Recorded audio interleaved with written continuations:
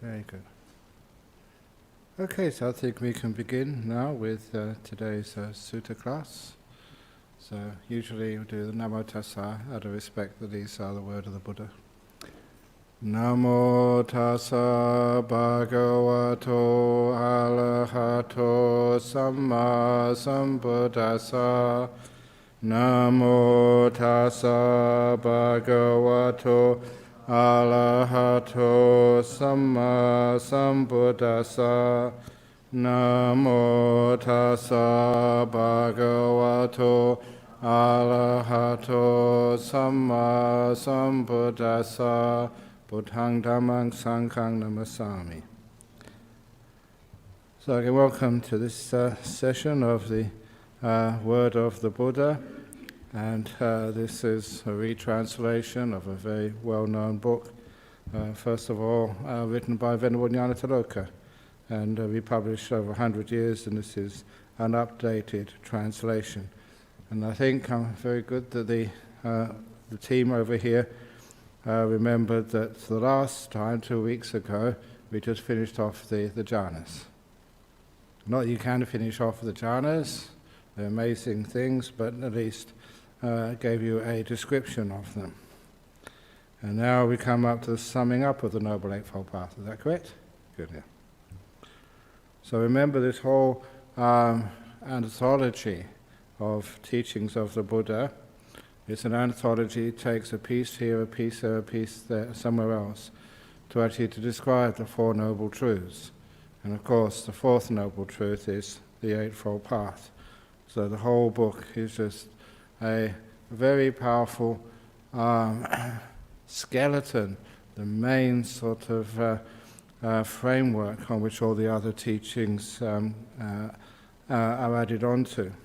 And it's very powerful just to know the basic teachings of Buddhism, the Four Noble Truths and the Eightfold Path. And of course, we're summing up the Noble Eightfold Path. This is that middle way, awakened to by the Buddha, which gives rise to vision, which gives rise to knowledge, which leads to peace, to direct knowledge, to enlightenment, to nibbana. Enter then upon this path and you make an end of suffering. So first of all, it's a middle way, because they always kept on saying it avoids the extremes of indulging in the five senses, and also the extreme of doing practices, negative practice, which literally tire and exhaust the body and the mind. So it is a happy path. And it's this statement, it gives rise to vision, to knowledge, leads to peace, direct knowledge, to enlightenment, to nibbana. Those are the five things which they keep on saying that if something is leading in that direction, then it is leading in the path. It must be the teachings of the Buddha. It must be the Dhamma.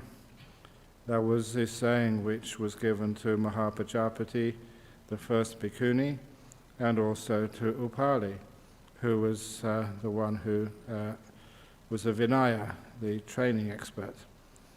And so if anything leads to those things, to vision, in other words, not needing spectacles anymore, it means that inner vision, insight, to knowledge, not knowledge which you read in books, but knowledge which you get from your own direct experience, which leads to peace, which is an important thing here, because people can argue what vision is, insight is, knowledge is, but peace is something which you can't really mistake. To direct knowledge, which means your own experiential knowledge, to enlightenment, to nibbana.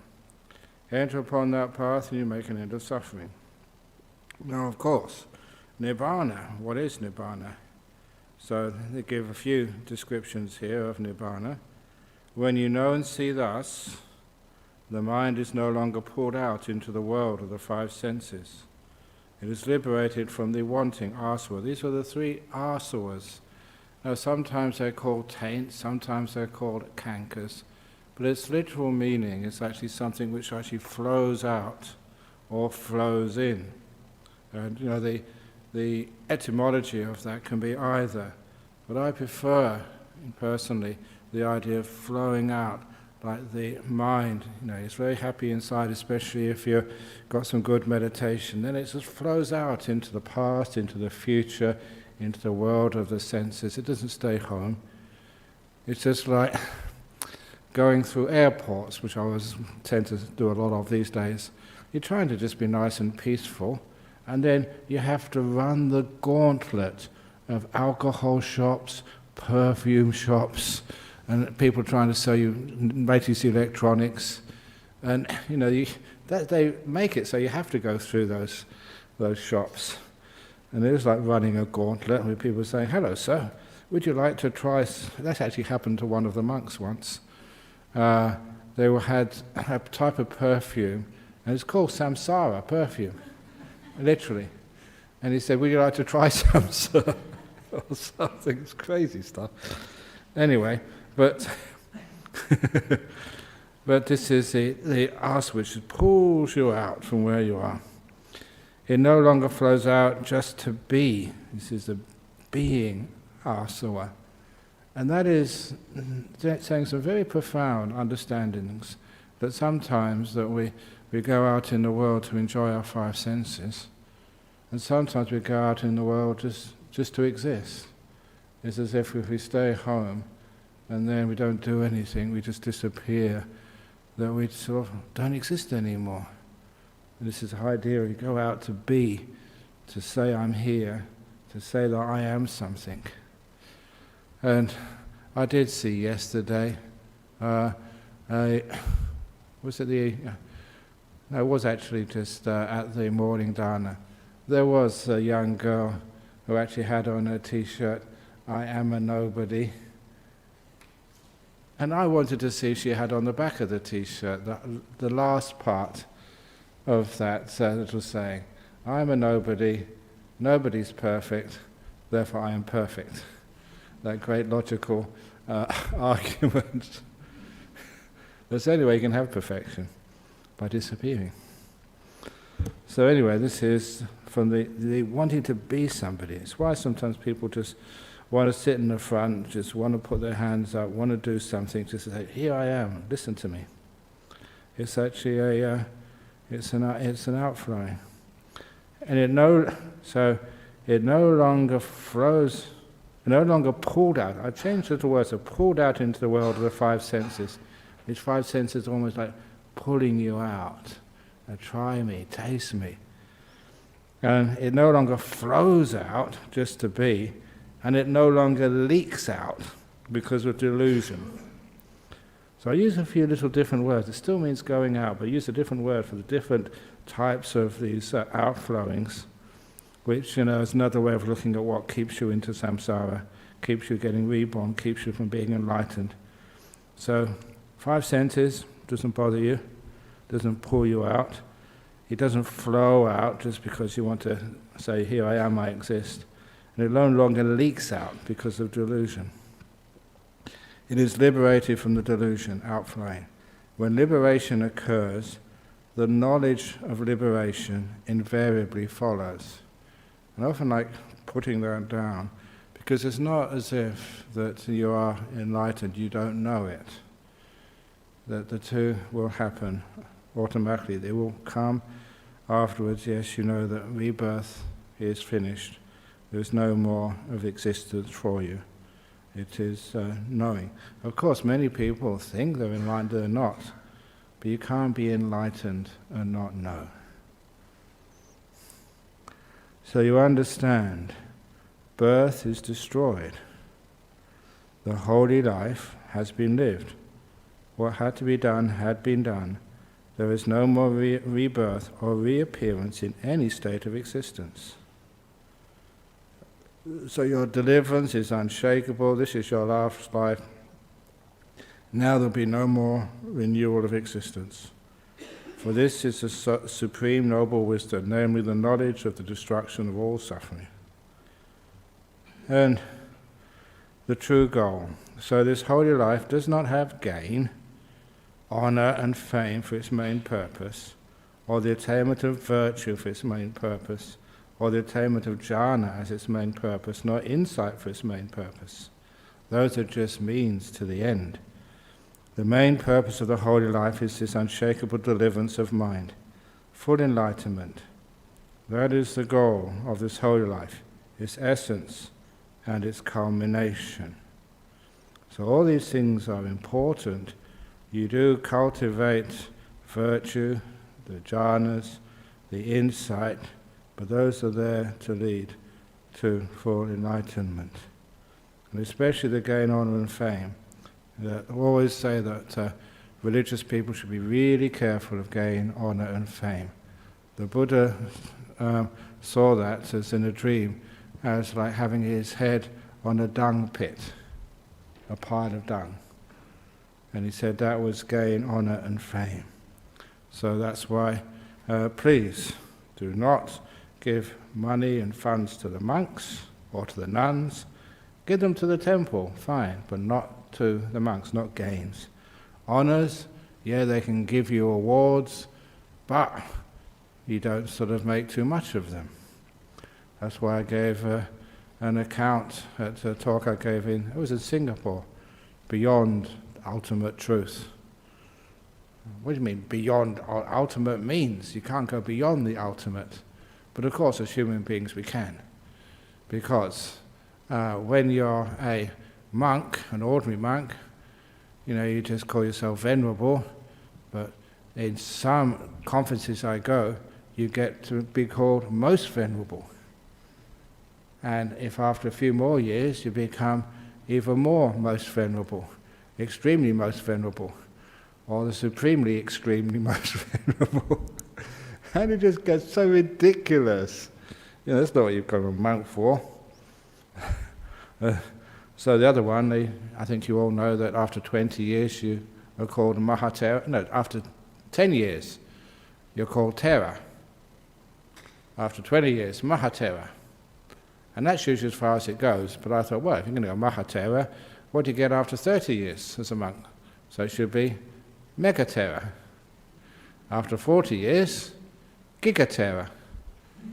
Now I'm 43 years as a monk now, so that's why I'm happy, because Giggletera. And of course, after 50 years, you're Terra.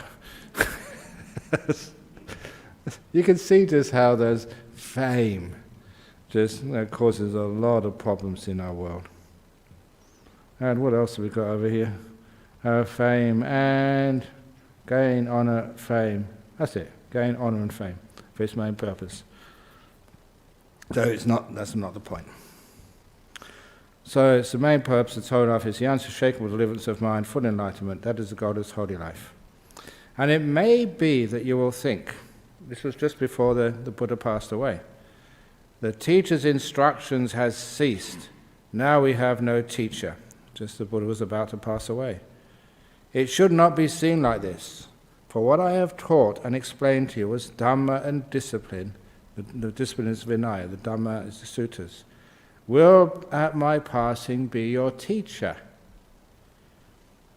Now that was an amazing little saying, because many times that people think, oh, why did not the Buddha anoint a successor in his lineage?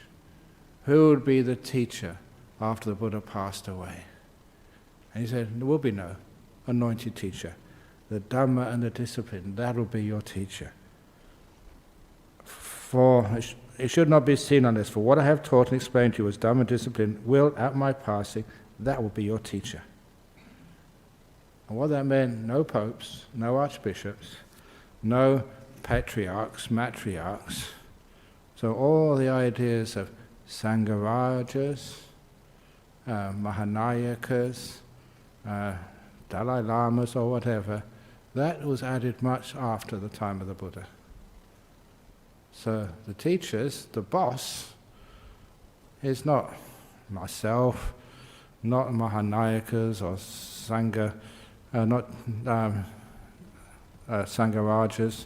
The boss would always be the teaching of the Buddha, the Dhamma and the discipline. And that straight away took away all the possibilities of what happens when you have a power concentrated in one place.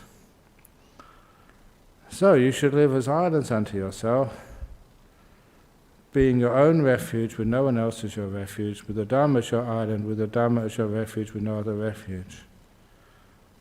Now that's also a very powerful thing, because sometimes that we get sucked into being a disciple of a guru.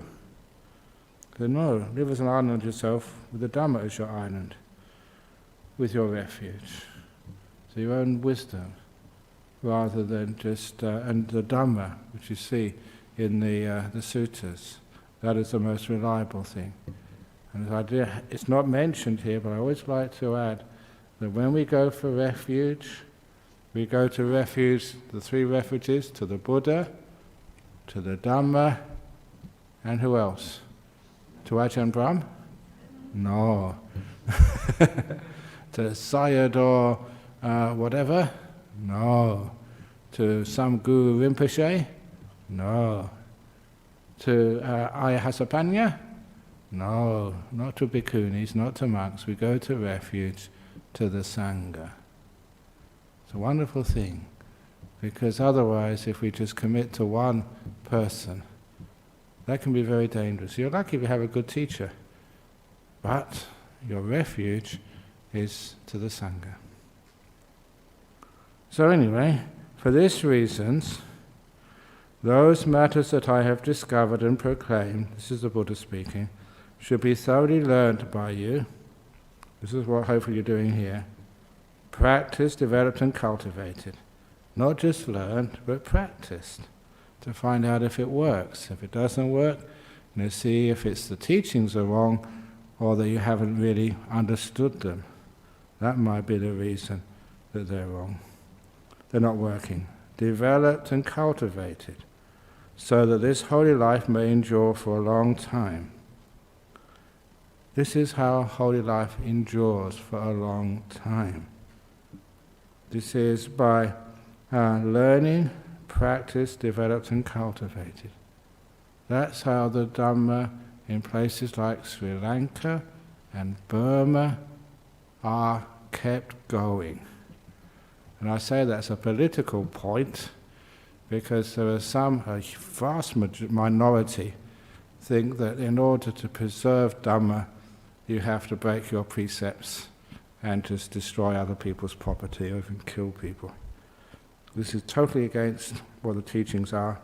It says to actually to protect Dhamma, so it will, so that it may be for the benefit and happiness of the multitude, out of compassion for the world, for the benefit and happiness of heavenly beings and humans, so it will last a long time. How will it last a long time? Is actually by learning it, practicing, developing, cultivating it. So that's, what sometimes we had the time put in the newspapers, stop all the violence which happens. The Buddhists, well, not really Buddhists, nationalists, or very deluded people, I must admit I would say that, who are creating violence in some of these countries for the benefit and happiness of devas and humans. So anyway, now, you got a question already? Okay. Any questions on that before we go further? Until we get to the Simsapa simile, which is very powerful. Yes? Ajahn, so that Dhammapada stanza, yeah. So be your own refuge, yeah. That first two lines, yeah. Does that mean practicing to the stage of entering the stream? No, what does that mean? Be your own refuge is actually don't just follow other people. In other words, argue, ask questions, debate, discover. Don't just be gullible and believe others. Don't rely on sort of others, because there are many charismatic sort of teachers in this world. And some of those charismatic teachers, I've been around long enough to see some of these, and they are such shams, and they destroy so many people's faith. And I don't want to get political at all, but I remember reading about 3 or 4 months ago, there was a guru in the Punjab called the Guru of Bling. And I don't know if you saw that little article. He wore designer clothes. He had this really amazing Harley-Davidson bicycle, and he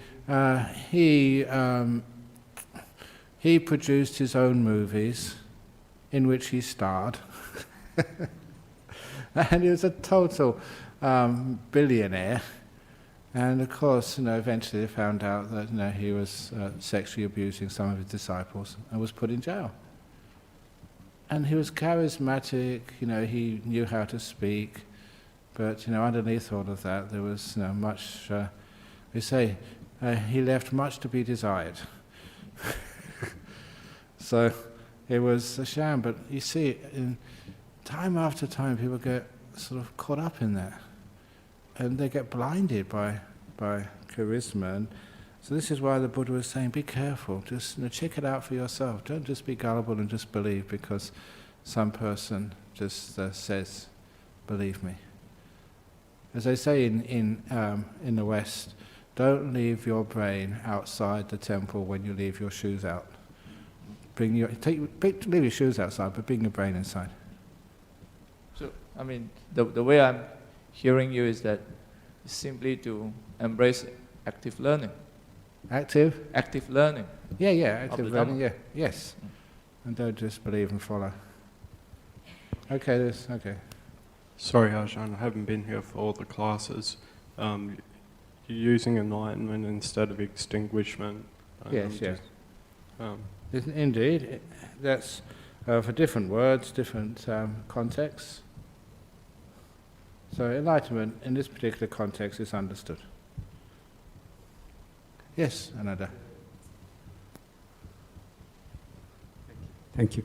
In that, you use three different terms, as you were saying, Ajahn, that no pulling out, no flowing out, no leaking out. Oh, yes, The three Āsavas. Yeah. Is it because the sensual delight Āsava is the grossest and the other one is the subtlest? I think so, yes, because the sensual delight, you can actually feel it's a good word, you get pulled out. So there's some music which I heard when I was a kid, and you just get moved out and just get sucked out and just pulled out into it.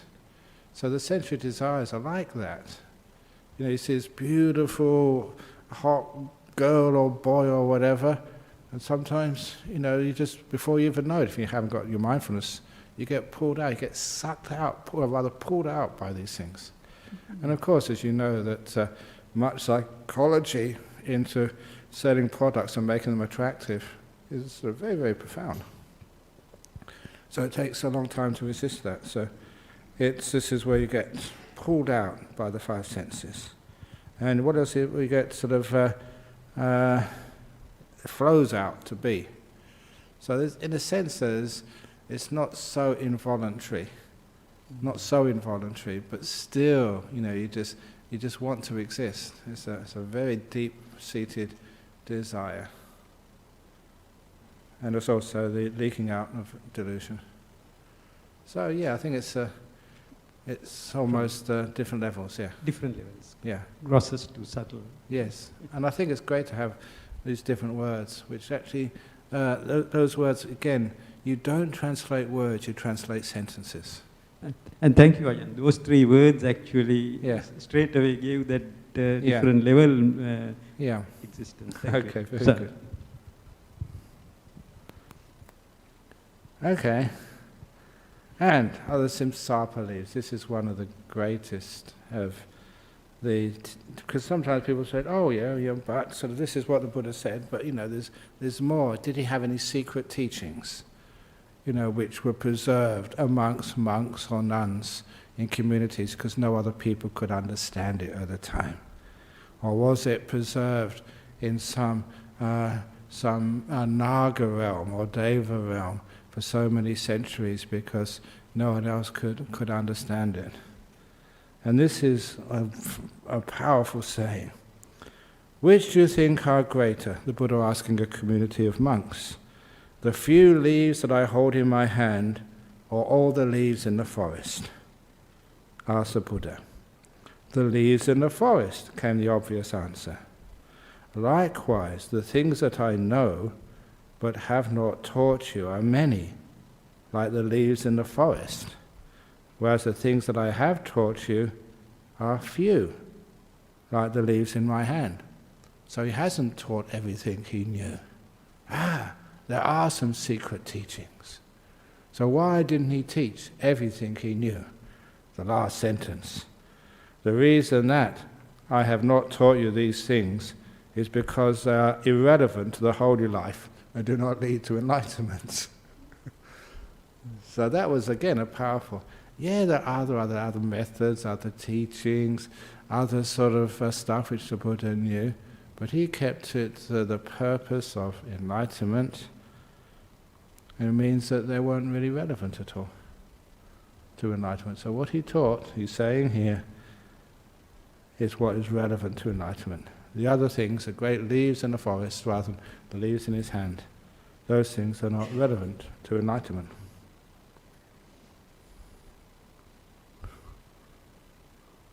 Make sense? Okay, any questions? Okay, this is similar to the Samsara beliefs. So when people say there were secret teachings hidden because people couldn't understand them, the Buddha actually says quite the opposite here. There's teachings he didn't say because they're irrelevant. Now, another way of looking at the Eightfold Path is something they call the gradual training. So this is not different to the Eightfold Path, as I will point out. This is actually just a parallel to the Eightfold Path, a different way of describing the same training or path.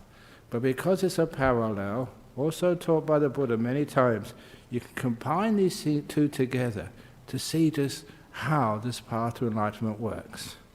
Eightfold Path, gradual training, the same, looked at from a different angle. Both taught by the Buddha. So the gradual training. First of all, the rising of the Buddha and the Dhamma. A Buddha appears in this world accomplished, arahat, fully awakened, sammasambuddho, and prefer awakened for Buddha because it comes from the Pali word bujjati, which does mean to wake up. Because you say enlightenment, that is used for just so many things. They have the enlightenment in Western Europe in the 17th, 18th century. But this is something a bit, well, actually very different. So, fully awakened, perfect in true knowledge and conduct. And I like the fact that whenever there's true knowledge, they say the conduct as well. Well liberated, that's this word, sugato. It literally means well gone. But well gone where? And so I sometimes like this, well liberated. Knower of the worlds, does that mean that he's a cosmologist? And the answer to those worlds is the three worlds. And it's not sort of a physical world, because the whole physical world is only just one of those worlds. So the cosmos of a theoretical physicist is only a third of the cosmology of a Buddha. So that's the world of the five senses, things you can touch and see and hear and smell and taste. That is just stuff. Of course, it does mean just planet Earth with all of its trees and flowers and soil and people and bricks and wood and stuff. But it also means the space. It also means just the solar systems and galaxies and universes. So all of that. But that is just one of those worlds. The other world is called the Rupa Loka. That is the jhana realms. And the other one is the Arupa, which is the immaterial realms. So there's three different types of places where not just the universe, the stars and galaxies.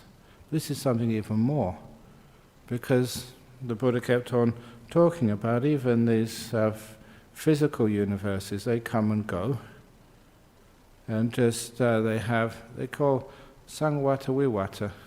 Oh, Viwata first of all, so that's expanding, developing, evolving universes, and then sort of devolving.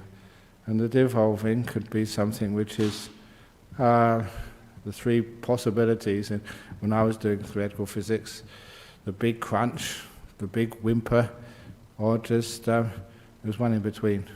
And I think that's just big whimper. In other words, just the whole, we know as stuff keeps expanding, expanding, expanding, until all the stars just die out, no more energy. It just becomes this whimpering, just stable, just not hot enough for life, nothing left. It is like a fire which dies out. Or it could have, if there's enough mass in this universe, it may get all pulled back again into this big crunch. But anyway, even, I always keep on mentioning Stephen Hawking, he always, he admitted in the end he was the person responsible for the Big Bang, but eventually he knew that it was before the Big Bang had to happen. So that's only the physical stuff. So people used to ask, what happens when all of the planets, all of the galaxies just are uninhabitable? What happens to human beings? What happens to life as we know it? And that's where he said, well, they get reborn in the jhana realm mostly. Another place of existence, which is not dependent upon stuff. So anyways, and of course the immaterial realms are even more refined. This is what you can taste when you get into the deep meditations. So the rupa and arupa worlds, that's the three worlds. The knower of the worlds, not just stuff, but the things which are way beyond stuff. Knower of the worlds, incomparable teacher of those who can be taught. Now that gave me a lot of confidence as a teacher when I read that, and I always keep it in mind. Even the Buddha had to admit some people can't be taught. So if I can't teach people, I realize, who do I think I am? Even the Buddha admitted that. The incomparable teacher of those who can be taught. Teacher of gods and humans, the awakened one, Buddha, the master, Bhagawa. Because sometimes people call Bhagawa the Lord. I know I came from England, when they used to have lords and viscounts and stuff. But in a house of lords, that was like privilege, that was elitism, and no, that didn't really make sense to me. The idea of being a lord and having that taken into religion. Oh, come on, this is supposed to be unworldly, not a place of privilege. So instead of calling it Lord, I know there's one fellow who has a bit of fun when he comes to our monastery. He's very eccentric, but very lovable. That's old KC. And many of you come to offer dana, and he's out there saying, praise the Lord, praise the Lord. You've seen him before. And he's not a Christian, he's praise the Lord, Buddha. Praise the Lord, Buddha. Cheeky, but very good fun. But the idea of like a lord, it doesn't make much sense to me. Anyway, there we go. So I put that as the master. With his own direct knowledge, he has realized this universe with its gods, this world with its beings, and he makes it known to others. Teaches the Dhamma good in the beginning, good in the middle, and good in the end. With the right meaning and right phrasing, reveals a perfectly complete and pure spiritual life. So a Buddha arises in the world. And then, someone or you hear that Dhamma. On hearing that Dhamma, you acquire faith in the Buddha. The faith, as I remember, who was it called? Francis' story. He says, what's the difference between Buddhist faith and some of these other faiths you see in this world? And he said, well, Buddhist faith is faith supported by reason. And some other faiths are faith in defiance of reason. And I always like that statement. Faith in defiance of reason, and faith supported by reason. So if it's in defiance of reason, it just makes absolutely no sense at all. And then just ignore it, reject it. But if it's faith supported by reason, then okay, go for it. So a good idea of faith in defiance of reason was some of those, how was it called, Heaven's Gates, who they believed that one of these asteroids was heading to Earth. All the scientists said it will miss Earth by a long way. They say no, it's going to actually hit Earth. But behind that spacecraft, behind that asteroid, there is a spacecraft coming to save all those people who believe in my teachings, said their teacher. And of course, but the only way to get on that spacecraft, you had to commit suicide just at the right time. And people did, and these were intelligent people, with degrees and all sorts of stuff. So, sometimes the charismatic people, they can believe because their faith is not supported by reason. So please don't leave your brain outside this temple. So, you have faith in the Buddha, possessing that faith, and consider thus: household life is troublesome and busy. Life as a monastic is free and relaxed. It is not easy, while living in a house, to lead a holy life, utterly perfect and pure. Suppose I shave off my hair, put on the orange robe, and go forth from the worldly life into a monastery. And of course, this is not trying, I'm just translating here what is clearly said. So to have some renunciation. But on that, a personal comment is that some monasteries can be very busy. So, we try to make it so, we can fulfill the Buddha's teachings by making it an easy, less troublesome place to live. So, please excuse us if, sometimes we go on retreats, because otherwise, what's the point of having a monastery if the monks there have to work, and nuns have to work harder than you people do? There's something very wrong when that happens. So we try and, at least try and make it not so busy. Otherwise, it might as well stay as a... And people actually do that these days. I've noticed a lot of lay people, they learn how to live a very simple, monastic-like life. Few possessions, and living in a small little apartment or room somewhere, and just meditate all day. No TV, no radio, no sort of... and quite frankly, you don't need much to live these days. If you don't want to go travelling, if you don't have a partner or kids, if you don't eat simply, and just don't live in the best suburb, but a moderate suburb, there is a possibility of living as a hermit. And I often think that the best place for hermits is actually not in the forest, but in the city, apartment. Little apartment where no one knows where you are, who you are. The hermits. Interesting idea. Anyway, I always like to think outside the box. So anyway, but for that time, especially even hopefully to make it possible this time in Australia, that it becomes obvious a monastic life is much more simple. So suppose I shave off my hair, put on the orange robe, go forth into world life, into a monastery. On a later occasion, having given away all your wealth, abandoning your circle of relations and friends, you shave off your hair, put on the orange robe, and go forth from the home life into homelessness, into monastic life. And it's an important thing about giving away all your wealth before you become a monastic, because otherwise they're just, you're not really a monastic anymore if you have the money and the wealth. You can get whatever you want whenever you want it. So what's the difference? But the thing about being poor, in poverty as a monastic, is that you can be admonished in the sense that these monks at Kosambi, they had a big argument, and even the Buddha couldn't sort of settle it. So the lay community, they stopped feeding them for a week. If those monks had money, of course, they could have bought their own food. But because the lay community refused to feed these monks for 7 days, after 7 days, those monks, they had to resolve their differences because they were hungry, they were starving. And they came to their senses and they made amends. So that was important, that you do have some power over the Sangha. If we do the wrong thing, don't feed us. Starve us.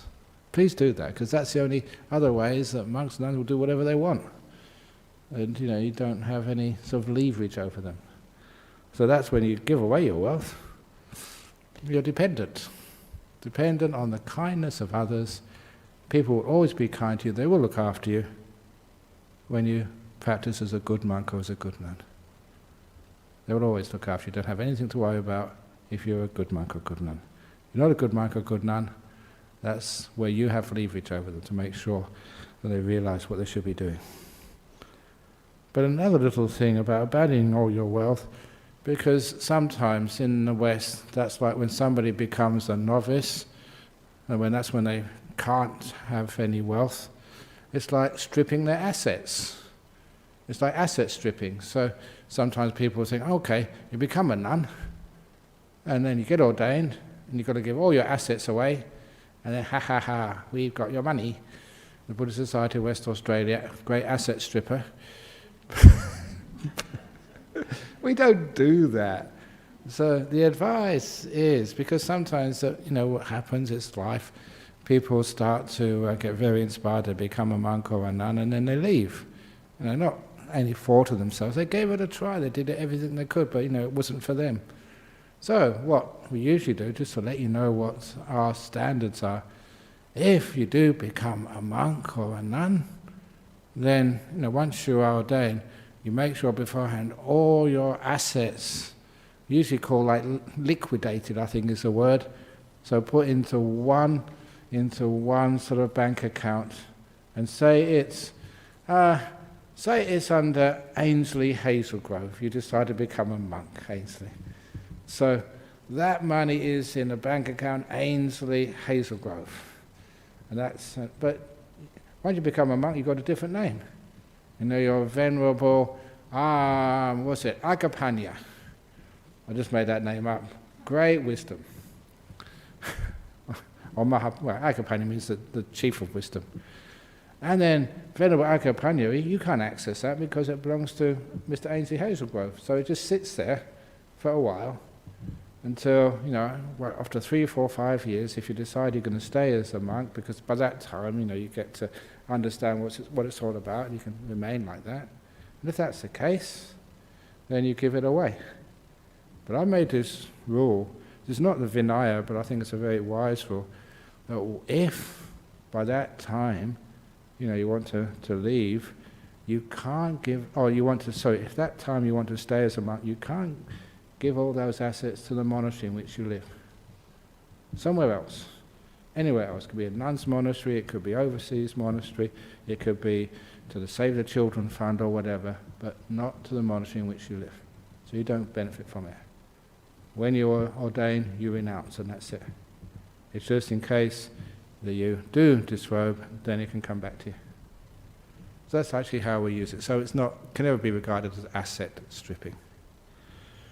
But anyway, you give away your wife, abandon your circle of relations, friends, shave off your hair, put on your orange robe, and go forth from the home life into homelessness. Into monastic life. Any questions about that? Just went off the subject a bit with something interesting. Is that quite clear? Okay. Are you going to do it then? Is it you're going to ask? Are you going to come? You make it sound too tempting. But some monks have to disrobe because of ill health. Oh no, that's true, yeah. So sometimes that's a case of, in some monasteries, especially very well-established monasteries, we try and make sure that they have the opportunity to be looked after. But when you have young monasteries, especially in places like Australia, infrastructure is not there, and it's difficult to look after monks when they get to very, very ill health. But we, hopefully in the future, and if a person's ordained in a monastery and they've 10, 20, 30 years, then it's our responsibility to look after them. They may have to go into the hospitals for many, many days or whatever. But hopefully they could be looked after in-house. Just like Ajahn Chah, he didn't have to disrobe when he had his stroke. Still stayed there. And hopefully there are many other... This is one of the things we always have to discuss about how to look after elderly and sick monks. So, they can be cared for. In the early days, of course, it was really tough. Didn't have that infrastructure. But hopefully that these days that we can look after people much better.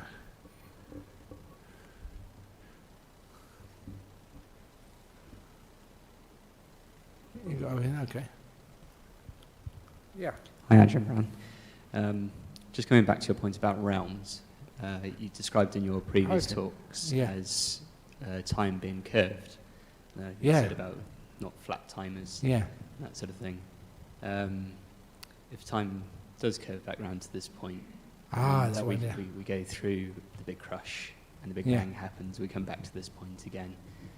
If you achieve enlightenment, would you still, once the universe reborn, would you then be reborn in this realm? That's a good question, but most of time is part of the first world, Rupa Loka, stuff. Yeah. That's why, that is it the same sort of time as in the Rupa realm and the Arupa realm, the other two worlds? Because that was the big thing with Einstein's special theory. That he never called it space anymore, he called it space-time. Like a 4-dimension, where time is just part of space, almost created by space. So do you think that if we did come around again, do you think that other thing, the Buddha would be reborn? No, that's another type of coming round again. But it's, I refine that idea of space being curved by imagine an elastic band, which is curved. It's a ring, but it's expanding so fast, there's no way you can get round to where you started. Still curved, but expanding. And that's precisely the same with a physical space. Yeah, it's curved, there's no edge to it, but there's no way to go so fast that you can just come back to where you started. It's just like when you rush after it, the thing goes further away, the edge, so it's expanding so much, impossible to come back to where you started. Thank you. Unless, of course, there's always exceptions. Doctor Who could do that. Remember Doctor Who in the TARDIS? That was going when I was a kid. Apparently it's still going on. It's amazing, just shows you how probably the episodes go round and round and round and round. That's why I repeat my stories. It's just... I don't know. Was there another question? So, yeah, over there's one. Ajahn, in this passage you talk about abandoning family and friends when going into the monastic life. I wondered if you could comment on how you can negotiate this in a wise and compassionate way, so it's not so much an abandon. Yeah. You're talking renouncing about becoming a monk. Becoming a monk, renouncing. Yeah, what it is that you do, having given away all your wealth, abandoning your circle of relations and friends, it doesn't mean you abandon, it doesn't mean you just totally say, like this one monk I ordained with in Thailand, it was actually crazy, it didn't last that long. He wrote to his mother in England from Thailand, from Ajahn Chah's monastery, "Mum, I'm now a monk, regard me as dead." Imagine your mother receiving a letter like that. He was absolutely mad. But anyway, later on he sort of disrobed and he got reincarnated back into his family again. but anyway, that alternative to that is one of the monks I grew up with. I was sat next to him. He was about 1 or 2 months ordained before me. He's a I don't mind saying his name, Ajahn Viradhammo. And very nice monk, very friendly, Canadian, but I think Latvian was, his family were in Latvia, and they, during the Second World War, when the Russians invaded Latvia or something, they fled to Germany and then eventually got resettled in Canada. But his mother got very sick. So his brother couldn't look after him, so he decided to do some compassion and go look after his mum. And it was only just until she died, because she was that sick. And it took about 23, 24 years before his mother died, and he looked after her all that time. And it was really a nice example. He kept his precepts. He could not sort of handle any money, so his brother set up accounts in this shop and that shop, and he'd even cook for his mum when she was that sick. Looked after her, cared for her. It was a wonderful, compassionate thing he did. And for those, but we only thought it was just a temporary thing, only for a couple of months, because his mother was close to dying. With that sort of care, she perked up, and he was there for so many years. Eventually she passed away, and so now he's got a nice monastery. You know where his monastery is? It's in Canada, in Ontario, in a small town called Perth. Perth, Ontario. There's something about this word, Perth. But I mention that because that's possible. So it is not as if that you just totally renounce your family responsibilities. But you just that was an extreme case. It was wonderful. Yeah, inspiring. Okay, so you're in monastic life, or just even the spiritual life. Now the virtue. So now this is important here. The virtue. When you have gone forth, you trade in the monastic way of life. You abstain from killing living beings, with rod and weapon laid aside, conscientious, merciful, you live compassionate to all living beings. You abstain from taking what is not given, taking only what is given, wanting only what is given. By not stealing, you abide in purity. You abstain from all sexual activity. Living apart from the others, you abstain from the lay practice of sexual intercourse. You abstain from false speech. You speak only the truth. You are trustworthy and reliable. You are no deceiver of the world. You abstain from divisive speech. You do not tell tales in order to divide people, but you are one who reunites those who are divided, a promoter of friendships, who enjoys harmony, rejoices in harmony, delights in harmony, a speaker of words that promote harmony. You abstain from harsh speech. You speak only words that are gentle, pleasing to the ear, and lovable, words that go to the heart, are courteous, desired by the many, and agreeable to the many. You abstain from useless speech. You speak at the proper time, speak what is truthful, speak what is beneficial, speak on the Dharma and the training. At the proper time you speak words that are worth treasuring, authoritative, succinct, and beneficial. You abstain from injuring seeds and plants. You practice eating only in the morning, abstaining from eating at night outside the proper time.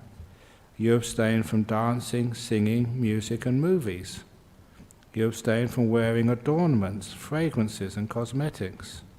You abstain from using luxurious furnishings. You abstain from accepting money. You abstain from accepting raw grain and raw meat. You abstain from accepting servants and slaves. You abstain from accepting livestock. You abstain from accepting fields and land. You abstain from going on errands and running messages. You abstain from buying and selling. You abstain from practicing fraud. You abstain from accepting bribes, deceiving, defrauding, and trickery. You abstain from wounding, murdering, imprisoning, extortion, plunder, and violence. So there was a very early just form of what was expected of someone who'd left the world, a monastic. And it was even people say just even earlier than what became known as the monastic rules. And so you can see just this is a virtue which people expect of you. And if you are even just mentioning the word monk or nun, even if you have no idea what Buddhism is, there's something about a monk or nun renouncing the world that, this is what you would expect of them. Any comment on that? Contentment. I remember this. There was a monk in Thailand. He used to be a forest monk, and somebody came up to me once. This was when I was still in Thailand a long time ago. They said it's so sad about that Ajahn, what's his name? And I said, what's happened to him? He's always got TB. I said, TB? It doesn't matter. That's curable these days. Of course, in antibiotics, and it can cure TB. He said, no, you didn't hear properly. He's got TV in his koozie. And I said, okay, I can't cure that one. Contentment. You become content with the patched robes to protect your body. Can you show off your patched robes, please? What you got on your sabong? You haven't got on today? No, I bring my dress robe. That is a dress robe. Okay. We used to, Ajahn Brahmali, he used to have his Sangha, he had so many patches on it. And he kept on patching it. And in the end, I had to ask him, look, Ajahn Brahmali, look, we'll get you another, you can use that in the monastery, but when you go traveling overseas, please, put on a robe, otherwise people will say, Venerable Sir, have you got any money with you? Because that's one of they used to have that as the rules. In the customs could ask you, how can you support yourself? And if you say, well, I've got no money. And they said, well, you can't come in the country. You can't prove that you can support yourself. So I said, look, at least, put on some, just to get through immigration and customs, and then you can wear your rag robes another time. This happened. I reminded people about this story when I was in Thailand just recently, last February, because I had a whole group of these disciples of our forest tradition, and they were going off to, to Chithurst to do a Katina ceremony, and that's in a monastery in Sussex. And so a whole heap of them, they decided, okay, 8 precepts, so they took off all their jewelry and all of their makeup and stuff, and they wore these really simple robes, just like, you see 8 preceptors, just white hair and sort of a black skirt. They're called brahmachari in Thai. So they wore such simple stuff, and they went to the British consulate to get their visas. And they said, no, we're not giving you a visa. You're not going there, you're just housemaids. Because that's what they look like in Thai culture. Just housemaids, no makeup, no jewelry. And so they couldn't argue. We go to a temple. They didn't understand that. So they went home, got dressed up, lots of makeup, jewelry and stuff, and they got their visa without any question. So sometimes, you've got to sort of be culturally appropriate.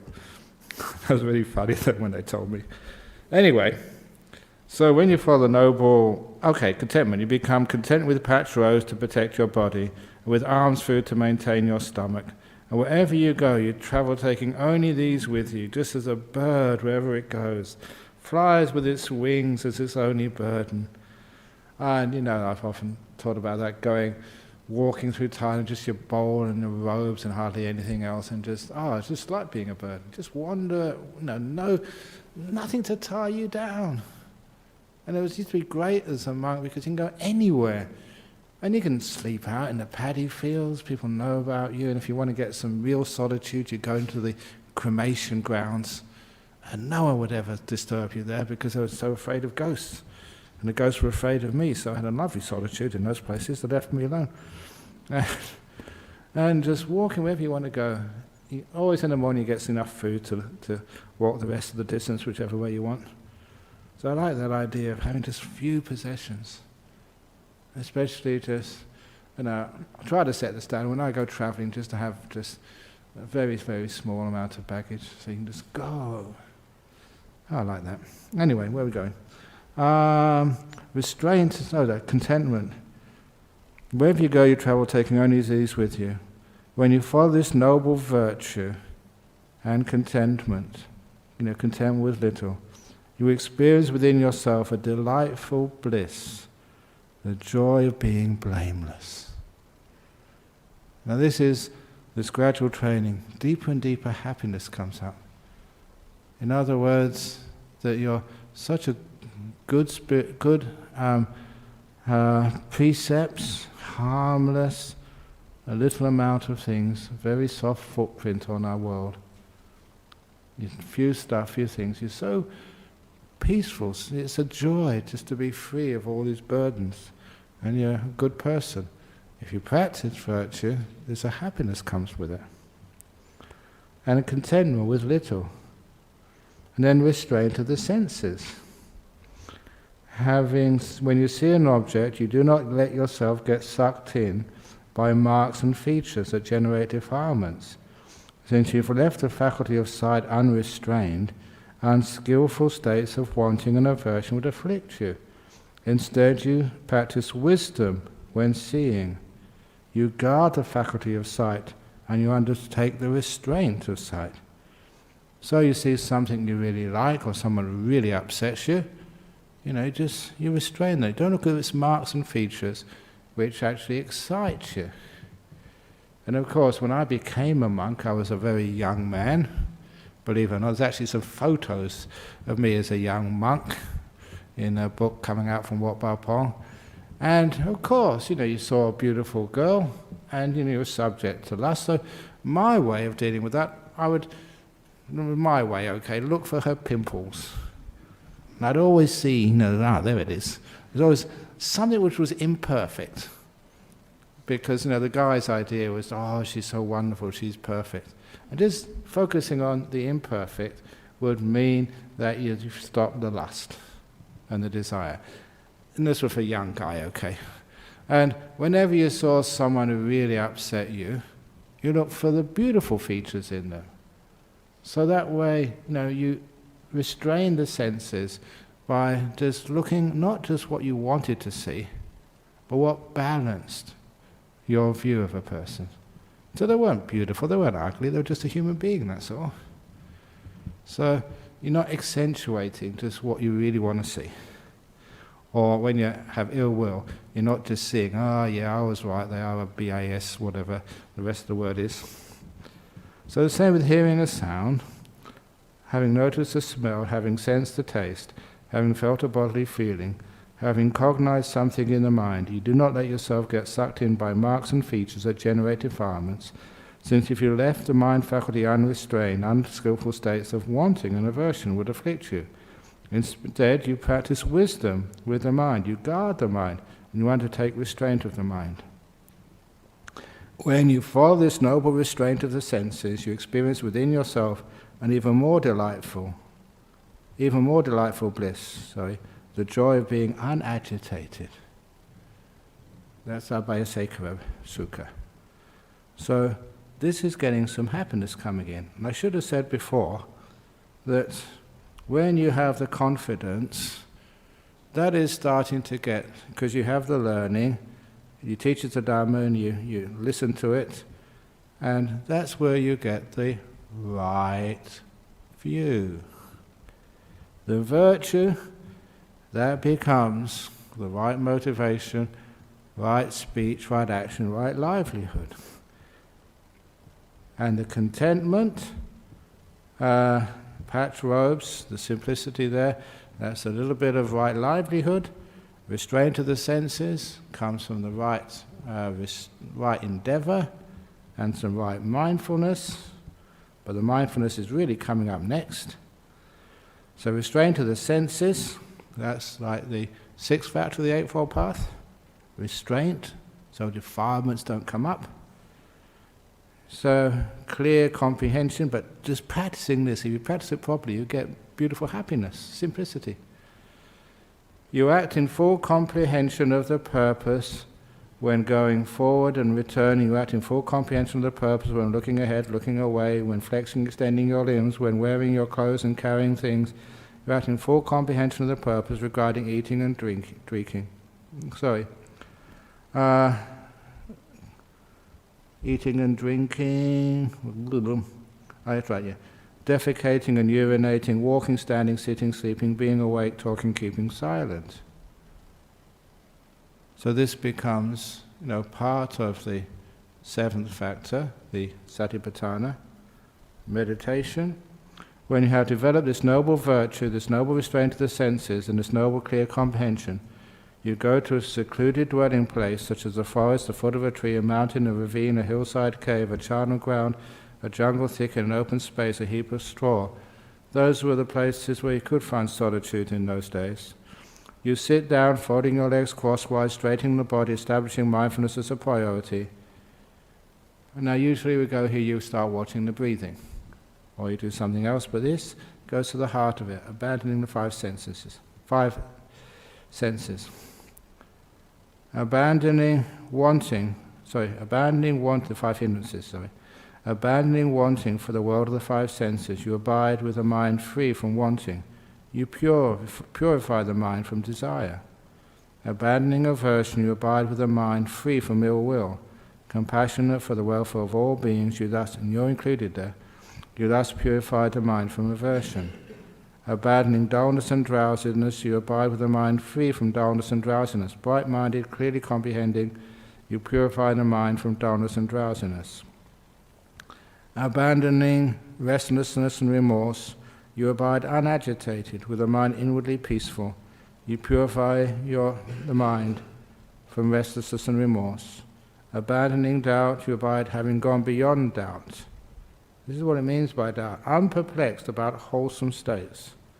Understand what is a good, what is going to be a problem. You purify the mind from doubt. So this is where we've restrained the five senses. And the result of that, the jhanas. Having abandoned the five hindrances, totally free from the five senses, free from unwholesome states, you enter upon and abide in the first jhana, wherein the mind moves onto the object, holds onto it, the object being joy and pleasure caused by being totally free from the five senses. When the mind stops moving onto the object and stops holding onto it, you enter upon and abide in the second jhana, which has trust in the object, the bliss, enough to let go of holding it, and unity of mind without any movement or holding, with joy and pleasure caused by perfect stillness. With the fading away of joy, you are mindful and fully aware. Experience of bliss purified from joy. Still blissful, but purified from joy, you enter upon and abide in the third jhana, on account of which noble ones announce one has a pleasant abiding indeed, who has such mindfulness and equanimity. And having abandoned pleasure and pain, all Vedana from the five senses, with the disappearance of joy and grief, all Vedana from the sixth sense, except for equanimity, you enter upon and abide in the fourth jhana, which is only neutral mental Vedana remaining, just pure mindfulness with equanimity. And that was the teaching of the gradual training. Apparently first taught when the Samanyapala Sutta, the fruits of the holy life, when a king, Jatasattu, he went to see the Buddha and said, well, you're obviously royalty, why are you leading this harsh life? You could be living in the palace, enjoying the best food, dancing girls, they didn't have TVs in those days, sex, whatever. Why are you doing this for? And the Buddha said, because this is greater happiness than you have. And he was arguing why it was greater happiness. And happiness, because this is a gradual training, you get more and more inspired. You get, when you start keeping precepts, keeping those first factors of the virtue of the Eightfold Path, right speech, action, livelihood, and the right motivation behind it, 4 factors, that's where you get the blameless happiness. It's like generally just you're happier because when you break precepts, it harms other people, it also harms yourself. So you're happier when you keep precepts.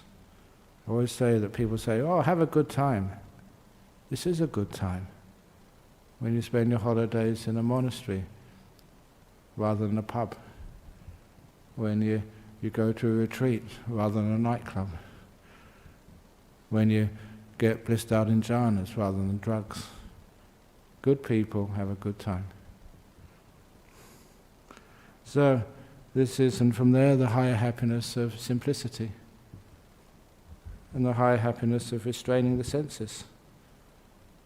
So instead of allowing the senses to destroy your happiness by seeing whatever you want, hearing whatever you like, instead you restrain it, keep them inside, and it's a higher happiness, more joy. And because you restrain the senses, it's much easier to have the clear, or you have the joy being unagitated, a peaceful mind, not agitated by wanting this or getting upset at that. And from the clear comprehension, then you can do the abandoning of the 5 hindrances. If the 5 hindrances abandoned, then jhana is just simple. When the 5 hindrances are abandoned, that the doors to jhana are wide open. You go in there, of course you do. When the hindrances are there, that's what stops you entering the jhanas. So anyway, there we have the gradual training, a parallel to the Eightfold Path. Again, taught by the Buddha. Any questions or comments? So that's a nice comment, thank you. Okay, I have a few questions. I have to leave at least by 4:20, because I have to go to church today. It's Sunday. Now every year they have an interfaith service, so I put my name down to that. We're supposed to be starting at 5 o'clock, we should get there at 4:45 anyway. 4:30 may be okay. From USA, what advice would the Buddha give to lay Buddhists who don't have much time to meditate, but still at least want to put their best foot forward towards stream entry? You do have time to meditate. It's just grabbing that time, giving it importance. If it's in USA, if it is, what is a Super Bowl or something, people always find time to watch football. They always have time to watch the last episode of, I don't know, Friends or Seinfeld or something. If it's important, you can always find the time. So I remember just, because you were laughing, I remember going to Adelaide once, and not so many people turned up to the temple when I was giving a talk. I said, why? He said, it was really badly scheduled, because today, exactly when I was giving my talk, there was a one-day cricket international between Australia and Sri Lanka in Adelaide. So I said, well, I know Sri Lankan people. My talk can be videoed, they can see it in the next one. So next time, please don't schedule it the same day. Invite me another time. But you see, when people really want to do something, of course they can find the time. So, if you don't have much time to meditate, do you have much time to eat? And that great little story of the guy who was working, he was, I think, was it New York? I think it was New York, who told me that he finds time in his busy life to meditate 1 hour every day, except when he's busy. And when he's busy, he meditates 2 hours a day. Because he needs to be precise, he needs to be really sort of productive. He can't afford to make mistakes when he hasn't got much time. And his meditation clears his mind, focuses his mind, and he becomes far more productive. So if you haven't got much time, you must use it wisely. So if you practice a meditation, it actually makes time. Harvard Business School calls it an investment of time. How can you make sure you really have a peaceful mind and not suppress hindrance into your subconscious? What part of the mind is the subconscious? Can I make that peaceful too? As you become more mindful, more aware, that subconscious processes start to open up to you. You understand how your mind works. Just like when the lights are out, you can't see very much, but once you turn the lights on, or once the dawn comes, the sun comes up, and it goes to high noon, especially in Australia in the summertime, it's so bright. So that's where you can start to see, the so-called subconscious. When the mind is very bright, you can see everything. Especially you can see just your habits and stuff, which just the subconscious acting underneath. You can start to be aware of it, and have a peaceful mind, not suppress hindrances. The hindrances aren't supposed to be suppressed. It's called restrained. Suppressing is not acknowledging them even, that they exist. I'm not angry, not me. No, not me. That's called suppression. And just restraining is, I'm angry. Now what am I going to do about it? I'm going to make sure that, come on, let it go. Give people the benefit of the doubt. They didn't really mean that. Misunderstandings. So it's not helping me to get angry. Just, it's not good.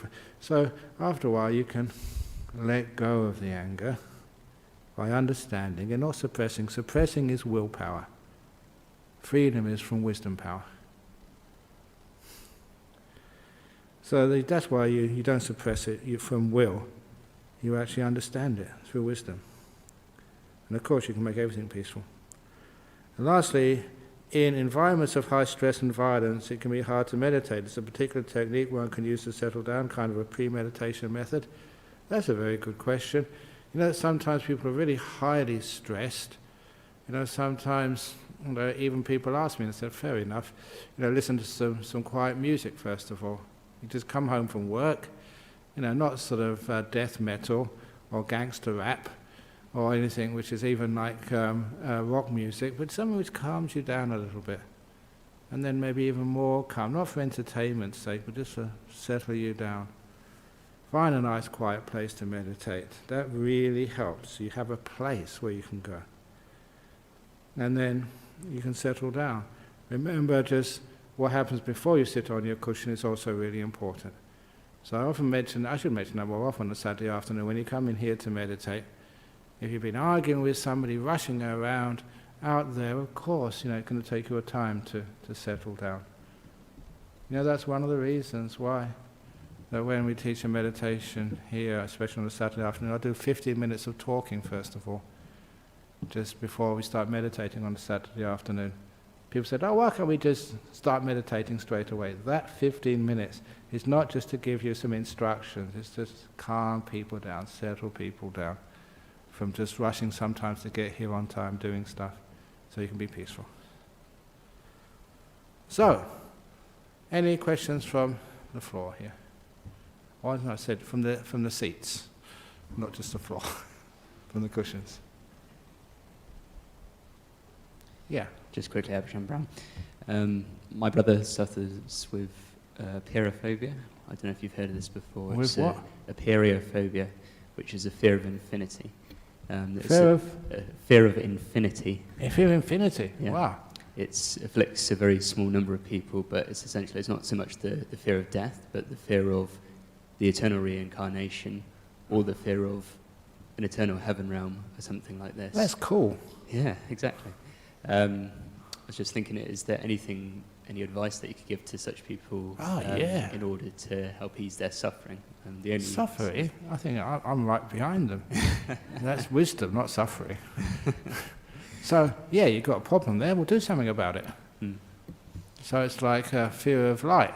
It's a fear of darkness, so turn on the light. Yeah.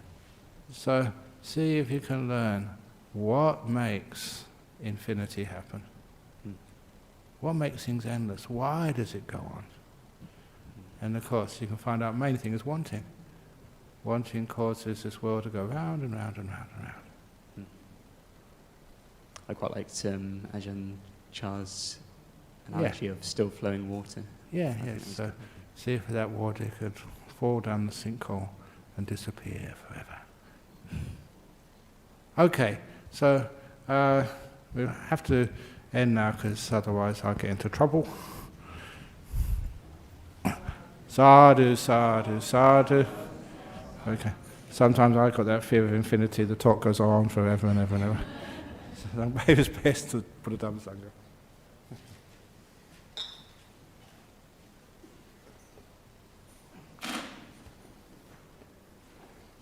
Arahang Samma Sambuddho Bhagava Buddhaṃ Bhutang Abhivademi Suwakato Bhagavata Dhammo Dhammang Namasami Supatipano Bhagavato Sāvaka Sangho Sanghang Namami